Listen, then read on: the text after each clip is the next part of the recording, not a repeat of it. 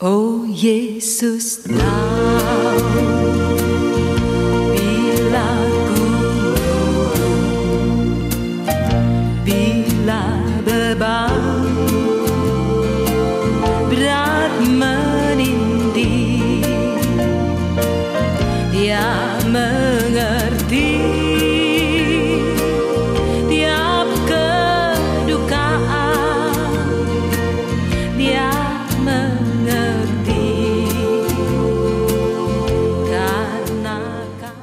Salam damai sejahtera Tuhan kita Yesus Kristus menyertai kita sekalian. Semoga kita semua dalam keadaan sehat walafiat.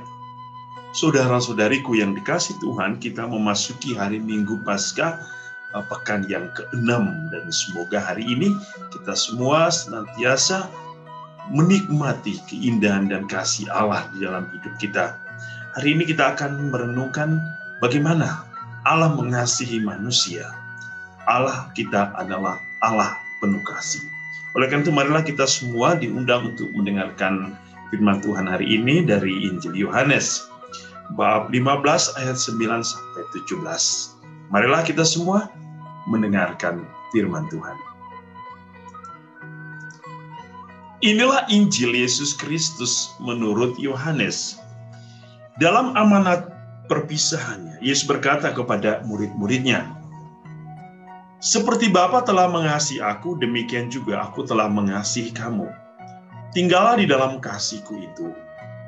Jikalau kamu menuruti perintah-Ku, kamu akan tinggal dalam kasih-Ku, seperti aku menuruti perintah Bapa-Ku dan tinggal di dalam kasih-Nya. Semuanya itu Kukatakan kepadamu, supaya sukacita-Ku ada di dalam kamu dan sukacitamu menjadi penuh. Inilah perintahku, supaya kamu saling mengasihi, seperti aku telah mengasihi kamu. Tidak ada kasih yang lebih besar daripada kasih seorang yang memberikan nyawanya untuk sahabat-sahabatnya. Kamu adalah sahabatku, jikalau kamu berbuat apa yang kuperintahkan kepadamu.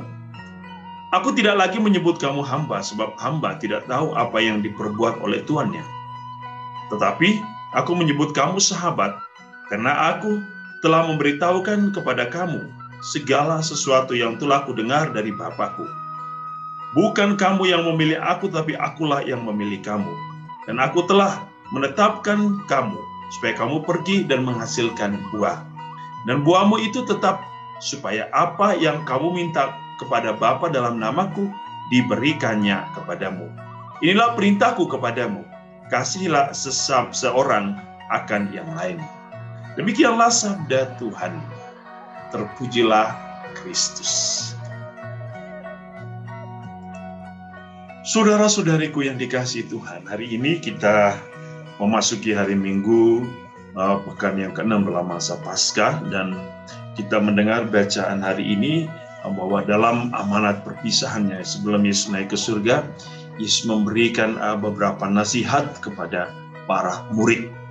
Dan nasihat itu adalah tentang kasih, tentang apa yang harus dilakukan oleh para murid sepeninggalan Yesus nanti. Apa yang bisa kita lihat tentang kasih dari Bapa? Allah begitu mengasihi manusia. Tetapi bagaimana kita bisa melihat bahwa Allah mengasihi manusia? Oke. Kita bisa melihat bukti bahwa Allah mengasihi.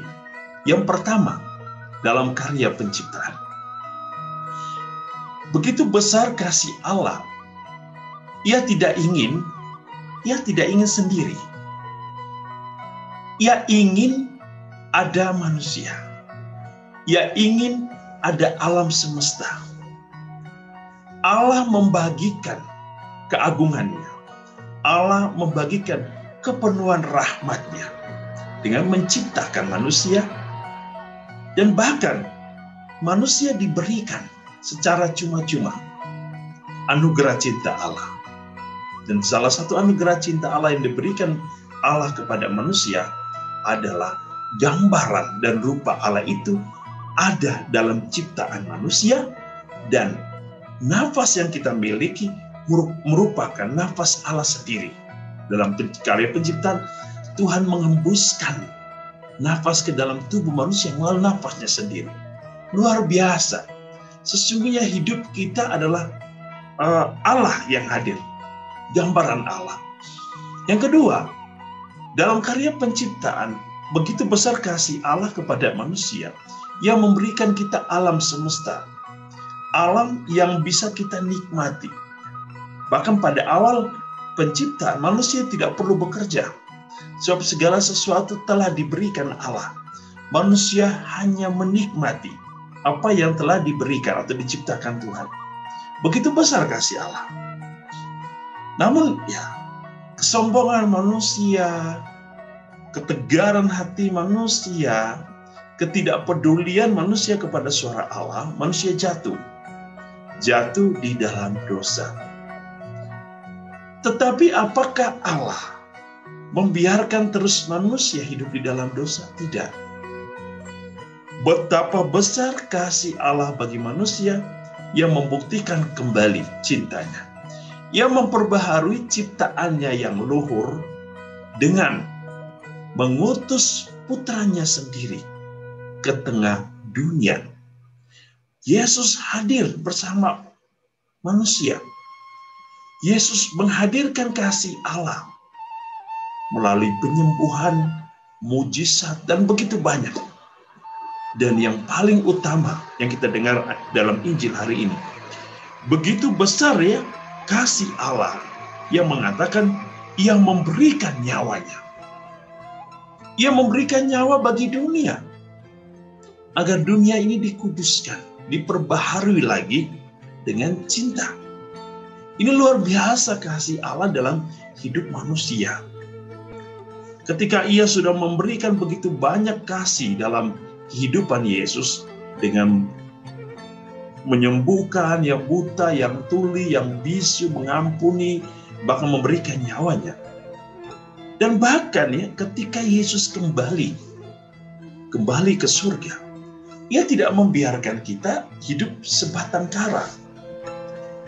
Ia memberikan kita penolong yang lain yang kita sebut dengan Roh Kudus, Allah Roh Kudus. Itu yang kita dengar dalam bacaan pertama hari ini.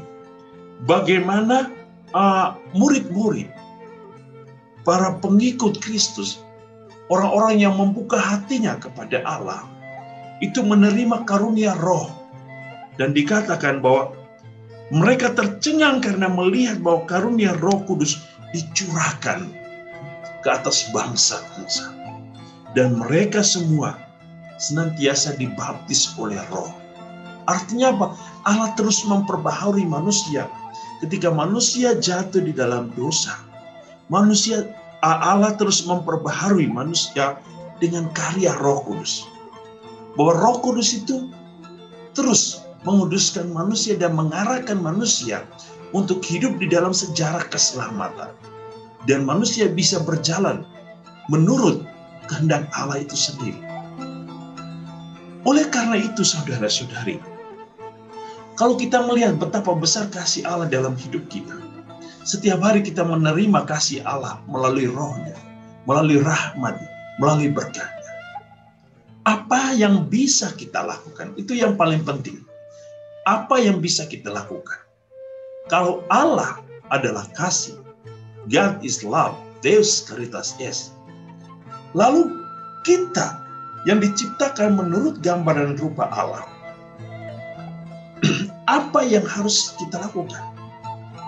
Yang pertama, Rasul Yohanes dalam bacaan kedua mengatakan, marilah kita saling mengasihi.